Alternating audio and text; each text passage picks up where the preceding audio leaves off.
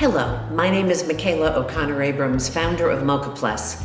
Welcome to our Collective Conscience series.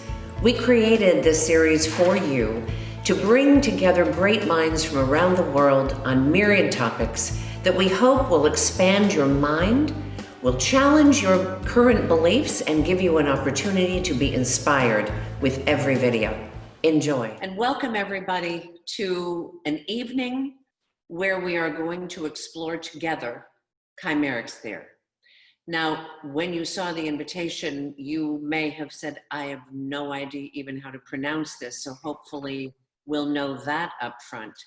Rarely do Shelley or I give instructions more than how to raise your hand and where to put your questions.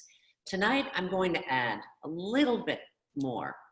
And what I'd like to do is to invite you to suspend disbelief, to let yourself listen and have Kcymaerxthaere evolve for you in a way that isn't about trying to figure it out so desperately or so quickly, or be able to understand it in the context of who Eames is or why now. And because what will happen is you will miss the opportunity to let it reveal itself.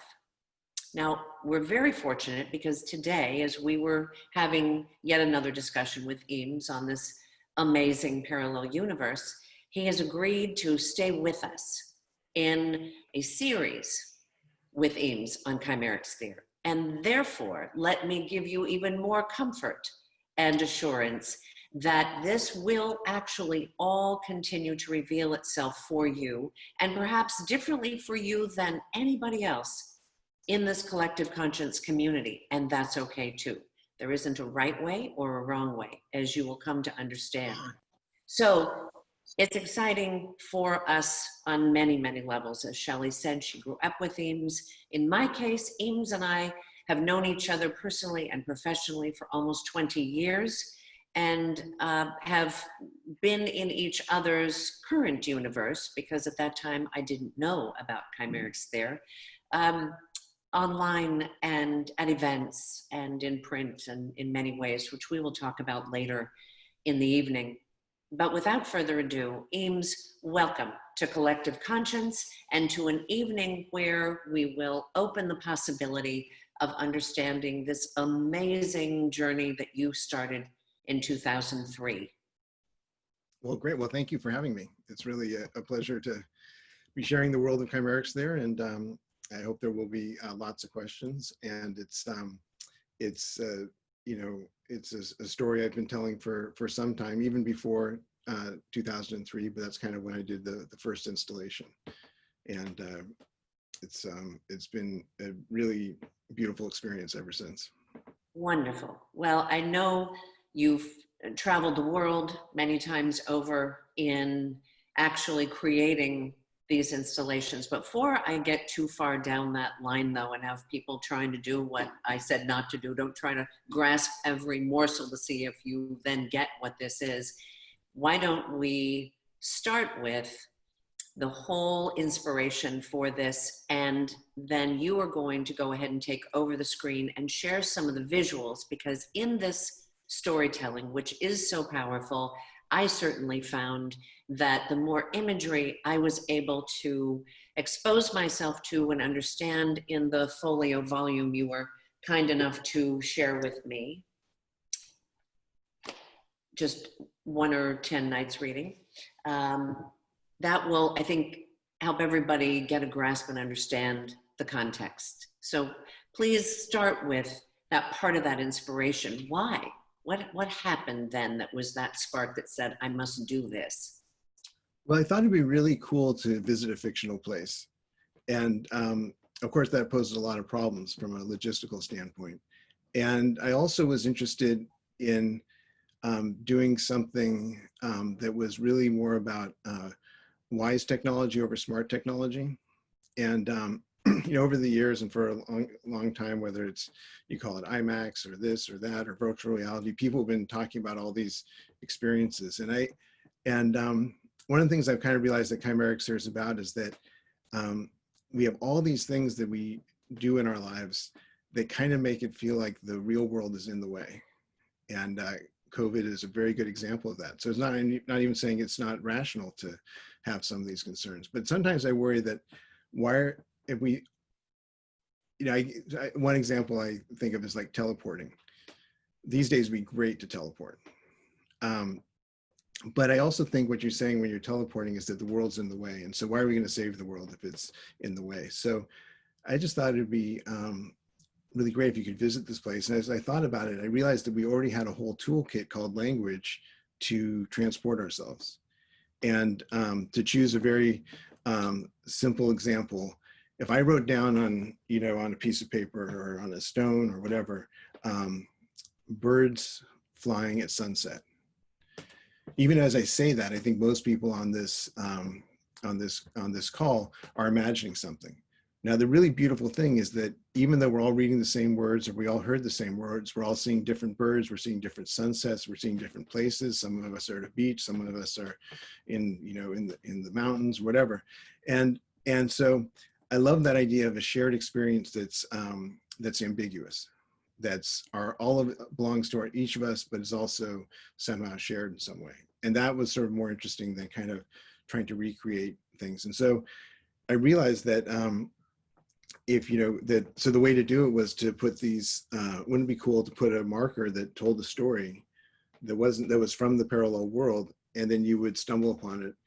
And then one day I realized nobody was stopping me and I should just do it. And so I did it in Athens, Georgia, because I wanted the first one not to be in California or where I was from, because there'd always be a location bias, at least at the beginning. And so that was the first. We did one the first year, and then 3, and a handful, and then they got more elaborate, and I learned more about what the experience was like, how it, and then there's one in Joshua Tree some people have seen, which is in an old one of those cabins out there. And it's a permanent installation there, and created a whole story for that. And it's a beautiful way to tell a story. And then the rabbit hole got deeper and deeper, and it just seemed like I think what happened is that I had an instinct that it'd be a great way to tell a story. And I've always loved arguing with people about the movie versions of books, because it's always pretty surreal if you consider you both read the exact same book and saw the exact same movie, and you just have very strong opinions about it. It's fascinating. And so, but the more I read, so I just had this intuition, but one of the things I realized is that the project really helps you see the world fresh. And because we tend to see our visual environment as inevitable. And a perfect example of that is if you ever had a tree in your neighborhood fall down, and like a car hits it or whatever, and you're like sad because the tree's gone. And I guarantee you in 3 weeks, you can't even remember where it is. There's no trace of it. And I think that's because when we were being chased by the cheetahs across the Serengeti plain, it didn't matter where the trees used to be, it just mattered where they were. And so that's good. It's practical, but at the same time, it's it suggests something about how we see the world. And so I thought anyway. So I think one of the things about artwork in general is that at least for me, I have to come from a pure place as I'm doing it. But I've observed that these other beautiful things happen, and so I try to keep them in mind at the same time as I'm just trying to tell the stories. And then the stories are ones. Actually, I thought maybe I should try to share the screen and show you some of these things, because I think one of the hardest things, I do see familiar names from the world of Kcymaerxthaere, so some are some old Kcymaerxthaerial hands, as they used to say in the State Department. But let me see if I can figure this out. And while you're doing that, Eames, just to add a little more depth about it. So it started in Athens, Georgia, but now there are 131 different let me screen share. That'd be great. There are 142 in 30 countries. So there we go. All right, so now let's see if we can do this. All right, I'm hoping this will actually work. So let's see. Not quite as elegant as I was hoping. Sorry about that, guys. But so that's the So can everybody see that? I hope. I think so. So this is just a helpful visual aid in a mirror. It says how you pronounce it, Kcymaerxthaere. And I guess we can have a Zoom-wide agreement that that's how you say it, Kcymaerxthaere. This is the map of Kcymaerxthaere. And those are regions, which are different areas that have different qualities of existence. And then this is the map of where we have them so far. And this is what we just did in, we did recently in Rajasthan. And this was really quite beautiful because the person who invited me had built a whole structure, amazing hotel actually, out of golden sandstone, which is the material you see there. And it's in a place called Jaisalmer, which is in Rajasthan.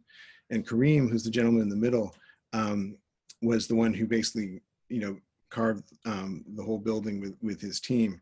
And so they asked, they said, well, you can do it, but it would be really best for us if you use golden sandstone. Is that all right with you? And I'm like, are you kidding? That would be amazing. And so this is us doing the installation, and the story talks about relearning love and about something called an uplifting, which is the time of relearning love, because there's a certain mineral that you harvest, but you can only harvest from inside your own mind. And you can only harvest by being really bitter towards your loved ones and feeling angry thoughts. And so you become the miner and the mine at the same time. And as you go in these thoughts and circles, I'm sure we've all had that experience where you go in circle in your mind, it takes hundreds of thousands of embittered thoughts to harvest a single drop of this spice. But it's incredibly valuable. So every night is the Alec-Tay, which is after the first Jovian moon is seen in the night sky. You have to relearn the reasons you care about your loved ones. And if you don't do that, and even if you do that, you can go crazy after a few Pajefin years, which, as most of you probably know, is about 744 days. So that's the story that's installed there, and that's in Jaisalmer. And then this is one that's underwater off of the north coast of Bali. And so the stories are always in the local language plus English. This is in the south coast of Java, and that's Tony, who's the contractor. And these are the nesting ground. These shapes that you see, these shape words, are from a language called Yelvate, which is a shape language, which was spoken by people who are biologically aquatic. And if you're biologically aquatic, you live in an area where the oxygen vents are so intense you can just breathe the water, but you can't really speak underwater. It's very difficult. So they have to use their mind to psychoform shapes like this. And so anyway, Tony, we installed that there, and there are these birds that like to use these for nesting materials. But Tony told me afterwards that doing our installation was more difficult than doing five gasoline stations. So I thought that was a very good measure of difficulty for us all to remember. And he did a great job, and they're still there. And it's on the Indian Ocean on Java. This is the one that's in Joshua Tree, and it's not far from the Noah Purifoy site, if you know that, and really not that far from the intersection that goes into the north of the park. And this tells the story of the Jinranglikans, who were a sect of the Church of the California Christ, who believed all the events of the Bible took place in Southern California. This is that, and this one are probably our most Instagram sites. This one's in downtown Madrid. It is the gateway to the Umbrosphere, which is the connection between all the shadow and darkness on the planet. So the darkest part of one shadow is connected to the darkest part of the next one, and you can travel very carefully that way. This one's in Vilnius, and this is in Davao City in the Philippines. And I'm going through them quickly because it's not, it's not a test. It's more to give you a feeling that these things are really out in the world, and that's part of the experience of them. This one's in Nepal. We're working on a trekking trail there. And some of them are made this way, where we put the letters in wood and then press them into the concrete. And one of the largest ones is this site. And for those architecture buffs, in the distance there is is Richard Meyer's first building of kind of the white style that he did. It's in New Harmony, Indiana. And this one has these shapes that tell the story of Gavrian Malam, who was one of the people who was one of those biologically aquatic people, but he washed ashore. And so his people thought he was going to die. So they made a palindrome of their words and bruised them. And so when the palindrome started to heal, that healing energy helped heal Gavrian when he was there, but he couldn't breathe underwater anymore. So that's a whole other story. We don't have time for everything. So this is the site. It's about 200 yards of these shapes, but it floods a couple of times a year. And it's just beautiful seeing the different cycles. This one is in Shoshone, Wyoming. And we built this one. It has to do with, they're creatures without metabolism in Kcymaerxthaere called kye-mare-ex-theer. And they're excellent for space travel because they don't really have any of the issues that we have. And and there's also the Sakhalin people whose eyesight is so sharp they have to close their eyes to see as badly as we do. So we talked about their story there, but we also, it was, let's see, hopefully I'm not messing this up. Yeah, so we built this and timed its dedication for the eclipse a couple of years ago. So these are constellations from Kcymaerxthaere. You'll notice they're not quite the same as ours. And, but what's really cool is that when the sun goes through those holes, those aren't shadows, those are images of the sun as the moon is covering it. So it's kind of a camera obscura kind of effect. So if you want to see it in 344 years, it'll do the same thing. So just schedule accordingly. But it was a great experience. This one's on the island of Madeira off the coast of Portugal. And it's in Iceland. This is one of the few pieces of concrete that has Icelandic, English, and Indonesian on it, because it tells a story of interdimensional hopscotch that goes between those three places. This place again is another one in northern Spain. And the last one is kind of fun because I bought this piece of land on eBay for about $500, and it's in Deming, New Mexico. And it tells where there's a slight impact crater from a part of a grain of sand after the Battle of Sometimes, and a great cataclysmic explosion. And so that's just a quick tour. And that's another one's in Nepal. Now, really, that should be Everest, which would be really cool, but actually Everest is behind the cloud, but this still looks pretty cool. So this is a bench that we built for where a woman named Rajuziel waited as she was trying to rescue the valuable mineral that had once been in the lagoon in her home country. So I'm going to stop sharing. Okay. And the reason why we thought about having me do that is because one of the things that is really important is this physicality of it, this idea it's out in the world, and that experience of reading one of these where you are, and your mind is telling you this can't possibly be true, or why didn't I hear about it, or this or that, but all your senses are telling you you're really there, whether it's up on that cliff where you're seeing up in that mountaintop where you're seeing the Himalayas in the distance and it's cold, or where you're diving. You have all this other data that's telling you there. And that's what I mean by sort of this wise technology idea, that as long as people can read, 100 years, if we put the best, Oculus Rift or whatever, virtual reality thing in any of those spots, or even, in Griffith Park in LA, the likelihood that it's functioning exactly as intended in 3 months, let alone a year, let alone the incredibly complex socioeconomic system you would have to replicate over and over to get power and signal to these things in 100 years, is pretty low. But as long as people can read, they'll be able to go on this journey.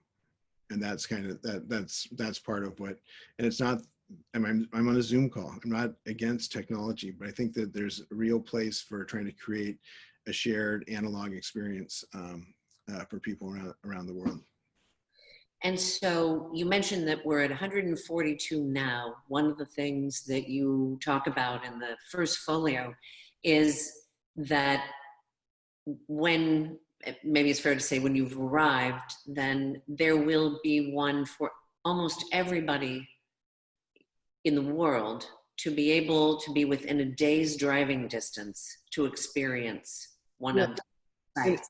And it's not going to be like a matrix, but it's just more this idea that if the only way to have a successful experience of Kcymaerxthaere is to see everyone, then it's just one more thing that not everybody can do. But if success is seeing one of them, and you see and you have that experience of the disconnect and that feeling that it matters that you're there, because all these things can be written on paper, but the feeling of reading them in physical form is a very, and it's, I'm not even saying one's better or worse, it's just that it's a different feeling. So for me, the idea was to create so if you had that one experience, if you took that bus, which for a kid in a poor area could take a year or two to save the money to take a bus one day's drive out of town, but then they could sleep on the bus on the way back. But more important, when they read the story or the other stories, whether online or if they had on one laptop per child, or they found it on their in the library, if they did that, human beings are so good at context. We bring all this knowledge to the things that we look at. You know, we never look at just a thing and only observe it as certain forms and colors. It's very rare. Usually we know something about it. And the point is so therefore you would bring to this knowledge of they would bring to seeing an image the awareness that it was a different thing. Just like when you see you see architectural photography, or you see an image in a coffee table book, or on the internet, you know it's not the same thing, but you're also, glad that you don't have to go every place in the world to see everything. We have the way we bring these things into our senses. So anyway, that's the idea. That's the purpose of that goal. Okay.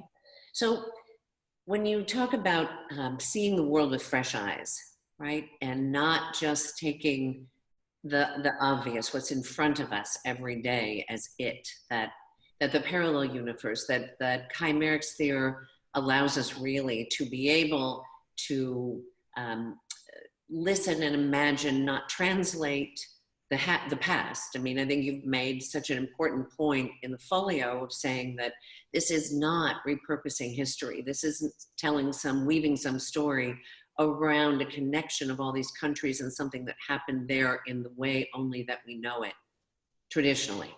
Mm-hmm.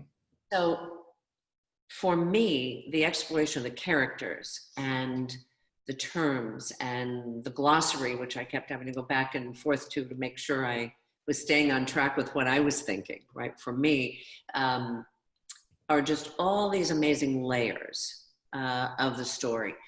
I'm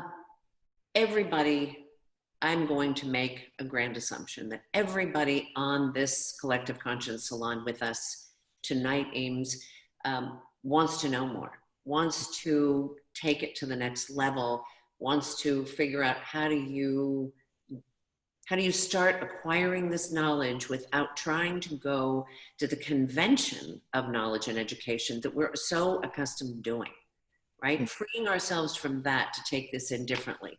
So help everybody kind of understand what are the steps you'd take to be a part of this and experience it through your own eyes, through each person's eyes. So first I would say that part of it, I'm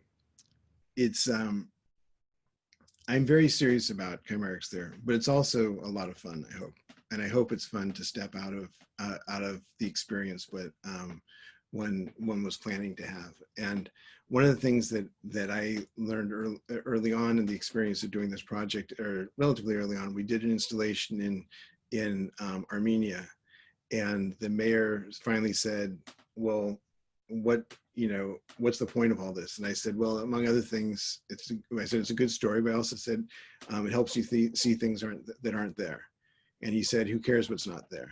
And I said, and this is what Michaela is referring to, is that I said, well, I said, think of everything important in your life, your family, your career. In his case, the whole country of Armenia had finally become independent after years in the Soviet Union. All these things weren't there before they were. So the things that aren't there are actually incredibly important, even though we are often framing things in terms of being realistic, being practical and stuff like that. And so so when you ask me I think we're all, in a funny way, I don't feel like I'm doing anything that special. I think we all love stories. I think we love exploring new ways of looking at things. And I just have created a rabbit hole that's very deep and a path that invites you to look at things in new ways. And it happens, I think, because I've always been one of the inspirations for this this project was this is going to sound pretty weird, but so most of you probably know that there were three major playwrights of ancient Greece. So there were Aeschylus, Sophocles, and Euripides. Don't worry, it's going to be worth it. As a kid, when I was in history class, I remember thinking this is pretty interesting, because there were seven plays by Sophocles, 7 by Aeschylus, and they're like 23 by Euripides. And I was like, what's up with that? Was this guy like the Gerard Depardieu of ancient Greece, or what was going on here? And so then, as I learned more about it, I learned that actually there were 7 plays of each of theirs that were considered the most famous, and they'd all written hundreds of plays. So this really sort of bugged me, and I never understood and so I kept researching it, and then years later, I was able to talk. And partly it was actually after the internet came along, someone could start searching these things out, and it turned out the other thing that was weird about Euripides' plays, most of them started with the letter H and I, H or I. So anyway, it turns out that all these plays from ancient Greece only survived if some guy, usually in a Christian monastery, would copy over the old version before it rotted away. And so if you're scoring points in the monastery, you're not going to score as many points by copying over some pagan plays as opposed to the letters of the Apostle Paul. So what they did is that the 7 canonical plays were copied over, and that's what made it. But in one monastery in Germany somewhere, something like that, volume H through I of the collected works of Euripides had not been rotted away and eaten by varmints. And so and that's why we have all these extra plays. Total dumb luck. What's interesting about it is we now know much more about Euripides as a playwright because we see some of his bad plays, his not so good plays, and it's a random sample. So I've always been interested in this question of what makes it through, and what are all these assumptions we're making about our world based on the evidence that happens to be perceptible by us.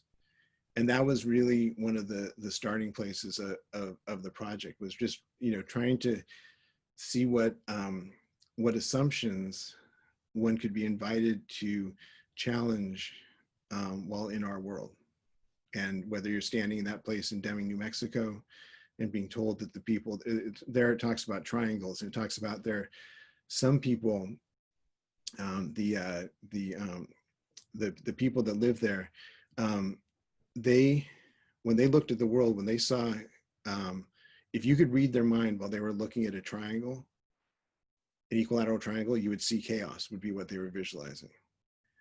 But if they were looking at like a completely random shape, in their mind, they'd be seeing a triangle. And however impossible that is, if you can clearly put it into words for somebody to sum it up, while the sun's going down in Deming, New Mexico, and the wind is whistling past you, it's actually pretty fun. It's a fun place to be. And then as you see start connecting the dots between some of the stories. I mean, it's a long way before all the dots are going to be connected, but you can. That's part of the pleasure of it. And so that's what I do. What do you think it looks like in terms of numbers of countries when all the dots are connected? Oh, I don't know. I think that there'll be probably some countries that it'd be nice to do things in that won't be done in my lifetime, but hopefully if I create a clear framework, it'll somebody when the right time comes, maybe like when they'll get fixed. But it's probably a lot. I mean, it's a big, beautiful planet. And the other thing that's interesting is that around the world, and especially with kids, but not just with kids, there's a feeling of connection. Like when we did one in Central Java, That story is also installed in Chile. It's installed in Indiana in the US, installed in India. And you can see the kids at the schools just really grooving on the fact that there was a story that they were a part of that was in these other places. And I think that most of our connections most of the connections that are easily summoned in everyday life are based on family, on religion, on business, politics, or fear, and sometimes all of the above. And they're all understandable. There's nothing wrong with them. I feel the same way personally.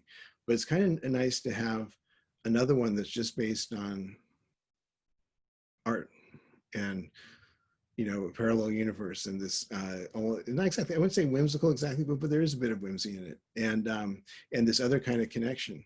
And it's kind of what's missing when you go on Amazon. They tell you people who ordered this book, you know, also, like, you know, ordered this book, and you're like, yeah, it's not rocket science to know that somebody who ordered the NASA book of the moon wants to also order the you know, whatever book of the moon. But what I always enjoyed more are the connections that I wasn't expecting. You know, when you went into whether it's a used bookstore, you just have a conversation with somebody who you know, you're not really expecting. You know, you're sitting in line somewhere, and all of a sudden they just take you to their whole life unfolds in a way that you were just going to say, oh, that just looks like a regular person. And so I think that serendipity is a really important thing on the planet. And it's something that where a lot of forces are pushing against. Yeah. Well, not the least of which right now is a pandemic, which is causing us, you know, not to be able to travel the way we want. And you know, when you talk about wanting to create the story, I mean, the truth of the matter is, and we have some authors with us this evening who have, in my opinion, some amazing storylines and characters and development, and have developed a series of novels on this. But it was the physicality, I think, that struck me as so important because of the connections. And while you were clear to say, you know, I'm not repurposing historic events or that place for this story, you also yield to the fact that while you're there, let's just call it in Visalia or in Buttonwillow, those are the two closest to me, that I may learn something actually about that place that will be incredibly interesting, in addition to having a new context for Kcymaerxthaere. Absolutely. I mean, that's the thing. I mean, sometimes when I've gone to communities, there's been a concern that it was going to overwhelm the local story. And I totally respect that. And I say, and I can understand it. But my first answer is always that, what am I going to say deep about your community after being there a week, compared to what you would know about it? You know, but maybe I can give it this other kind of gift. But the other part is that if you, I think that, first of all, I think most people, when in touch with their best selves, are very curious and wonder things about the world. And I think that you could not go, if you hung up right now, Michaela, we'd all be very hurt and shocked. And you got in your car and you drove to Visalia, went straight to the site there.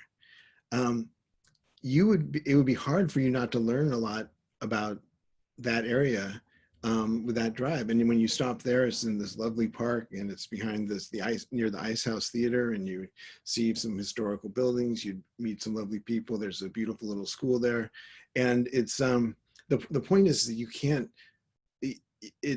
There's no danger of only learning about the Kcymaerxthaere part when you go when goes visit. And the other thing that I'll say is that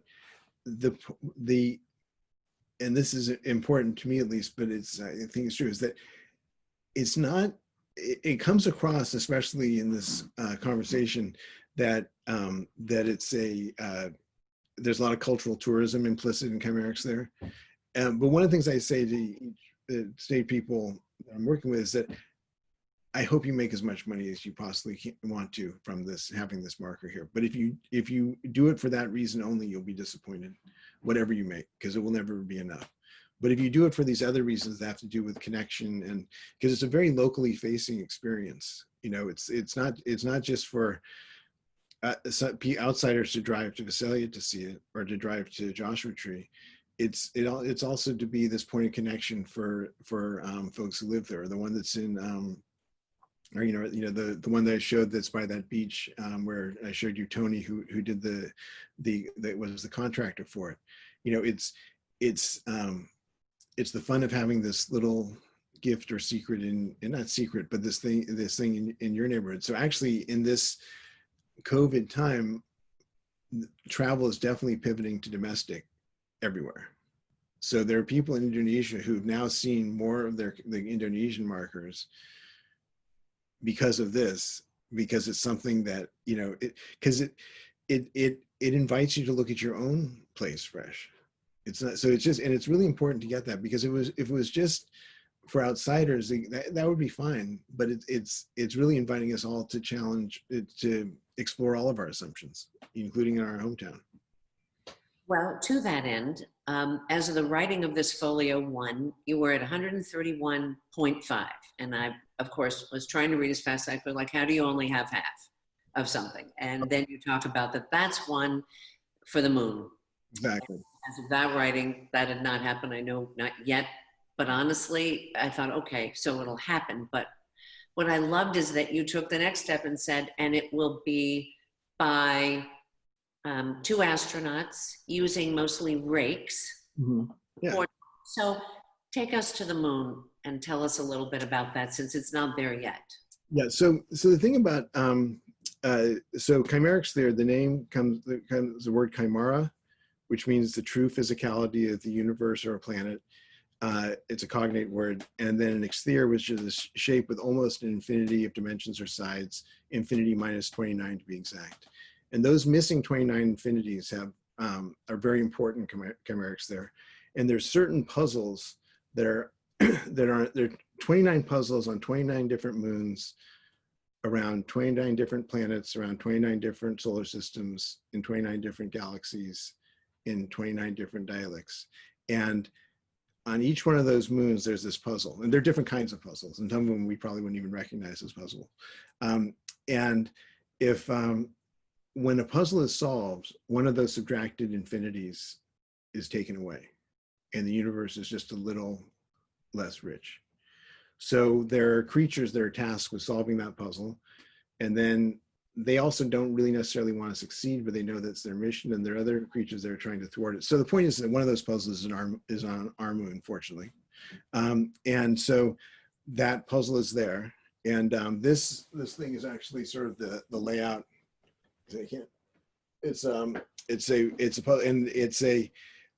And so what it is that they're shape words. But remember, those shape words I told you about came from people who spoke underwater.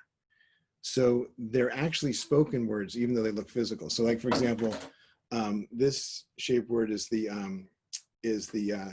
means the texture, a luminous texture of textures you can only find on the moon. And so but there are different people who say it different ways, and so there's slightly different shapes. So when you put together a puzzle of all those different words, how each one is spoken is important. So the point is, it takes a very long time to solve the puzzle. And so that's what I decided is that the easiest and in a way the least intrusive was for them to draw that puzzle on the surface of the moon with a rake 1 meter wide. And I figured out how 2 astronauts could do it with 24 hours of extravehicular activity. So that's sort of reasonable. Now, it's possible that it'll probably be done by a robot, but so I'm emotionally prepared for that. But I wanted to not just sort of say, wouldn't it be great to build something huge, but actually have a plan of what it would be, and then it totally fits with the whole experience of these puzzles. So excellent. Well, I want to make sure that I give the floor to the community to ask questions, and I don't see a lot of them because I think everybody's following directions, which was let it flow. Don't worry about have you gotten it at what point, but please, if there are questions, actually, Shelley, I think we have one from Zahid. You do. Okay. And actually, Eames, it says, it makes me think of accidental markers, the Rosetta Stone, deliberate markers, the Kaaba in Mecca, or similar ideas such as Orhan Pamuk's Museum of Innocence in Istanbul. Mhm. Your thoughts about such stories amplifying your own, is his question? I Great question. I Okay. I know some of those works. I haven't read the one from Istanbul, but I do think there's a long tradition of these markers that take on certain kinds of say how they take on meaning. And it's interesting that you say that, because there are probably a unusually large proportion of different kinds of museums in Kcymaerxthaere, like the Museum of the Bench. So I think that there's a simpatico with those stories and threads you're talking about. And I think the Rosetta Stone is an extremely interesting object, because there are part of, I think what's interesting about the Rosetta Stone is it's just one stone, and yet it has this huge psychic space in our minds. And I think that that's what some of these museums that this way of structuring information and experience is like that. And I mentioned this business of the Greek plays as one sort of thing. And I think that arbitrary but meaningful ways of organizing information have always been fascinating, because, or I shouldn't say that, have been fascinating to me, but I think to a lot of other creators, because it's almost a little bit about unintended consequences. It's like the Domesday Book, which was simply William the Conqueror's way to understand how much he owned of England now that he had beaten the bad guys at the 1060 Battle of Hastings, because he was trying to find out everything that he owned and took this insanely good census because of around the millennium. We know more about, it's the only reason we know so much about everyday life of commoners in England, because if you had 5 chickens, he owned them, so he wanted to know what they were. But now we know all these households and what they had, and and so I think that all the creators you're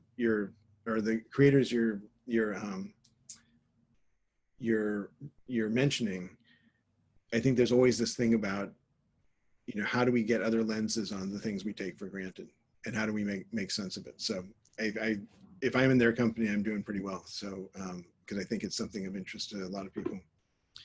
So I can't read the whole thing. Then the next question is from Marlene, and she asks, how did some place names from our world become so important in Kcymaerxthaere? Like Chappie, Paris, etc. Well, I think that, so if I pull back the veil a little bit, part of it I think it's hard to do things that have no traction whatsoever. And so to kind of take these words and think of them in a more playful and different kind of context, I thought would be good. I will totally admit that some of it's idiosyncratic. There are also names that there are plenty of words that have no relationship that I'm aware of to any linear language. Right now I'm translating the book that Michaela has been talking about into 23 languages, so that every community that has a marker can have it in have every story so far in their local language in an analog form. Because there are 2 things that everybody says that aren't true. Everybody's online, everybody speaks English. And they're both kind of true, but if you actually think about it, they're not true at all.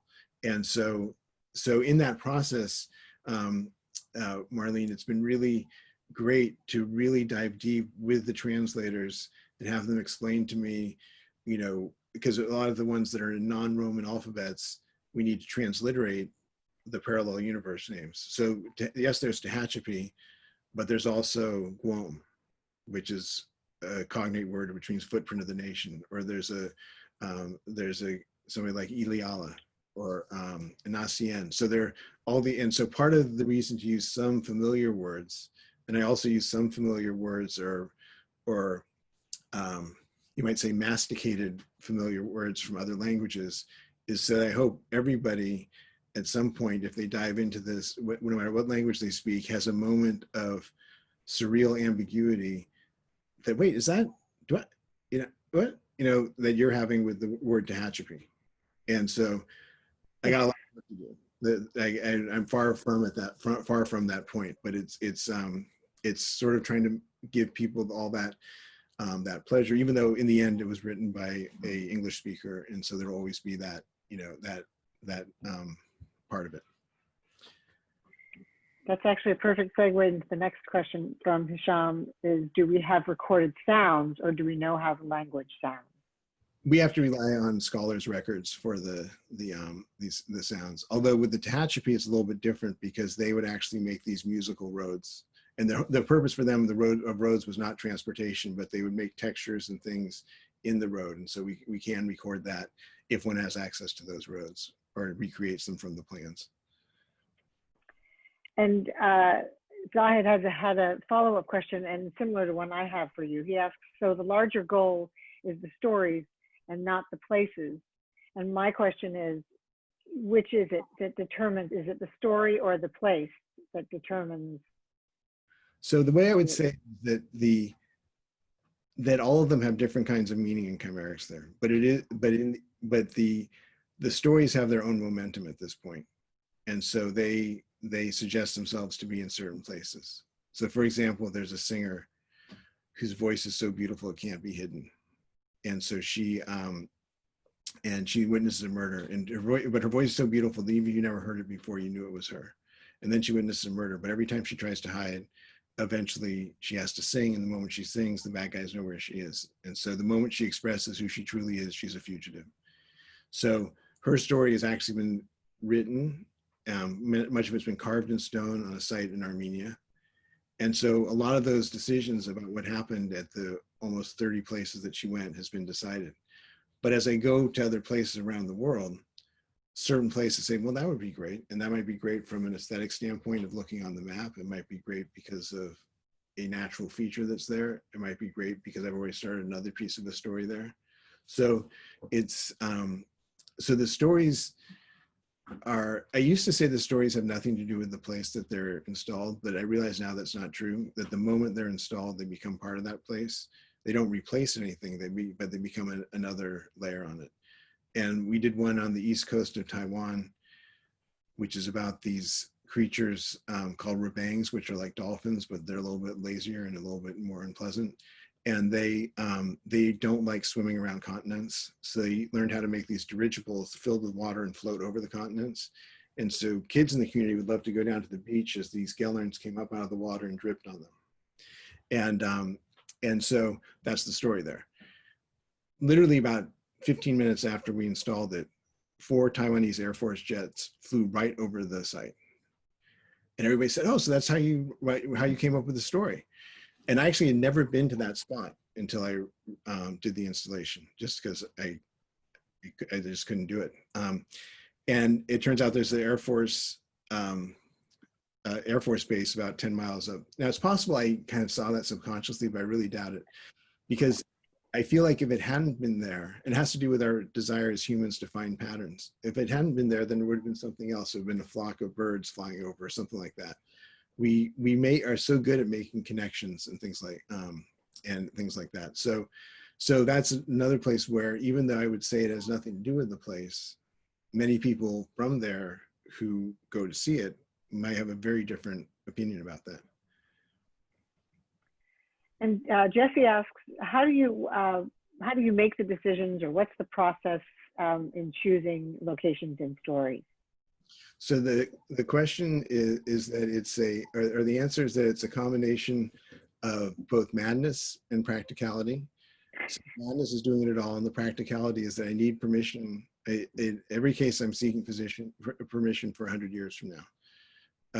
And so, because my goal is that I hope that, that our great-great-grandchildren will be showing each other what we did together, or that's one way of phrasing it. So it's, it often starts with conversations, like the one underwater. I really wanted to do one underwater in Indonesia.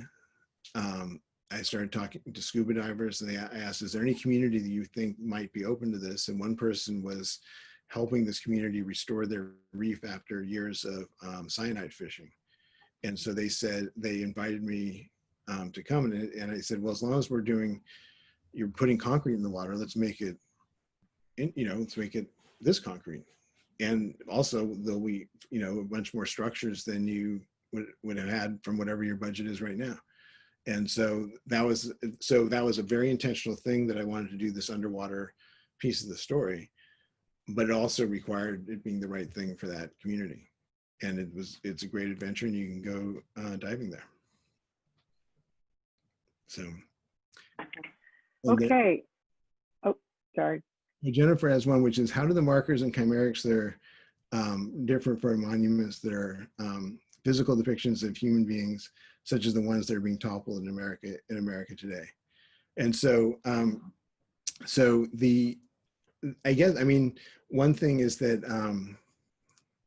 well, first of all, not that many have physical depictions of human beings. Most of them tend to be abstract. And I think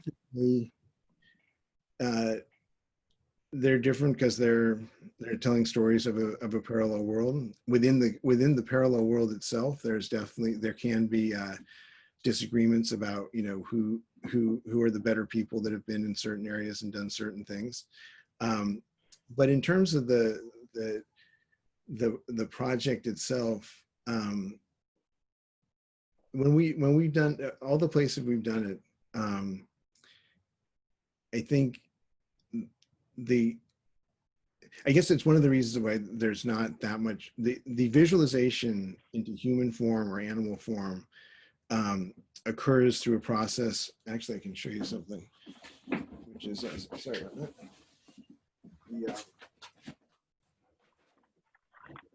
So this is I don't know if you can see this. Can you see this? Yeah. All right. So this is a Nasian. It's a 7-legged deer-like creature whose prime-numbered legs are very nutritious, and the non-prime-numbered legs are poisonous unto death. And so the visualizations, and I'm fixating on your representation part of your question, Jennifer, which may not be the most important part, but one of the reasons that it goes back to this idea of people imagining things. So I told the stories to some Armenian woodworkers and asked them to carve what they thought the Nasian looked like. And then in Namibia, we did some things with embroideries, worked with some women there. And part of the idea is to have all the representations in Kcymaerxthaere are generally by other people, because I figure if I draw them, it's cheating because I know what they look like. And I'm more interested in this idea of it being ambiguous. So therefore, I think that concept of sort of heroic structures is not quite happening there in the way you ask it. And the other thing that's important to note is that it's not all humans in Kcymaerxthaere. There are the Xidra, there are the Rejlov forests, which are very conversational, even though they're trees. There are many different, they call them Prejgovart, which are the conversational creatures. And part of it is to kind of imagine other ways for knowledge to be communicated, not just by humans. So I hope that was slightly on point, Jennifer. Kelly? Should we read another one, or? Oh. Yeah, no, if you can, Shelley's muted. So Eames, you want to read that next one? Sorry about that. Go ahead. I have it. Have you discovered any pattern language similarities you did not expect? So I'm still learning a lot about this pattern language, because I learned things about Kcymaerxthaere I don't expect every day. So I guess one of the things I would say is that I really believe in this idea of surrendering to the journey and to just keep following the ideas until they express themselves better and better. In Kcymaerxthaere, there are languages called 158s, where words are numbers and numbers are words. And so therefore novelists and poets just write equations, and accountants have to write a whole novel just to pay a single bill. So on this wall here, I've written all the numbers to like from 1 to 2800. And we have a base 29 numerical system. And so this is not pattern language, Kelly, but what it is this idea that if I go with it, I end up learning things and understanding more about the idea than I did in the first place. And sometimes it takes a long time for that shape to manifest itself, or that shape word to manifest itself in the project. So I hope that helps. We are at 7 o'clock. And if you've been with us on previous Collective Conscience, you know that we try to start and end on time. And that's really hard to do tonight because there are so many more things. Eames, one of the questions that was asked just a few minutes ago was, do you need a sponsor per destination, per marker? So we are always in favor of sponsors. But one of the things that one has to say, I'm sure that this person with the very poetic name, iPad Schwab 007, his name. But I didn't want you to think we were dodging that question. So so in some places, people have invited me there, and I explained that it's not the case that I'm going to put their business in the story, or you have to kind of accept that this is how it's going to be. And if you're comfortable with that and still want to sponsor it, that's great. So that happens a number of times. We've done some crowdfunding. It's pretty much, anything goes. I've given a lot of lectures and a lot of talks, team building exercises for companies around the world, because it's kind of a thinking out of the box exercise.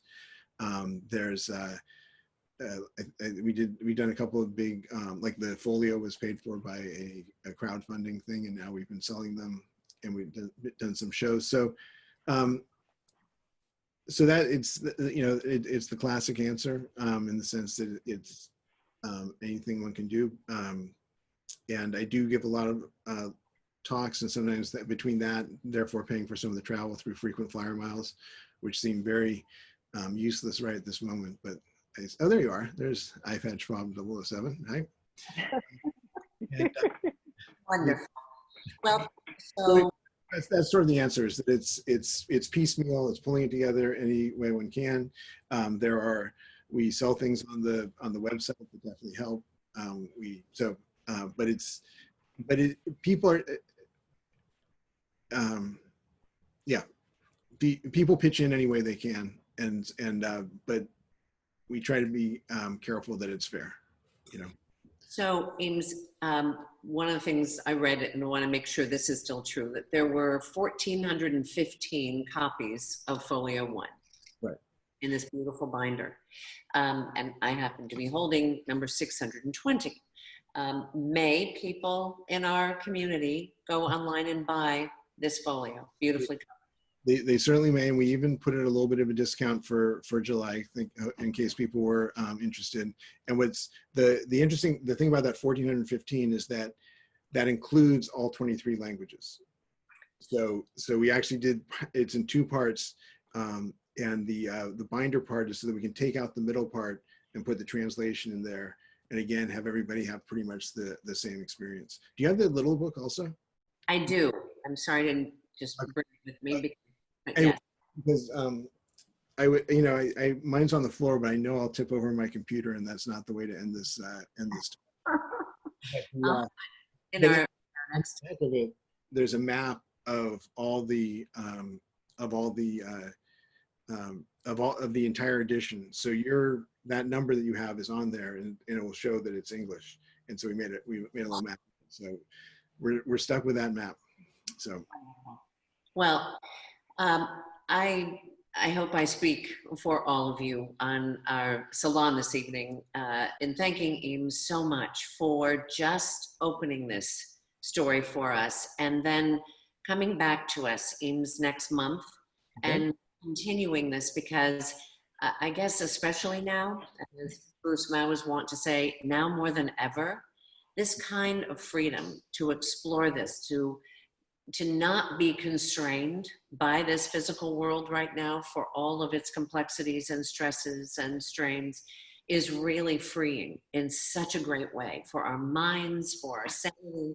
And so it's really, you said earlier, gee, it's, you know, what I've done isn't that brilliant. I don't remember the word you used because I was thinking, wait a minute, stop right there. What you've created is this opportunity for each of us to take this path and to explore these stories. And that is more powerful than I think you're probably ever going to know.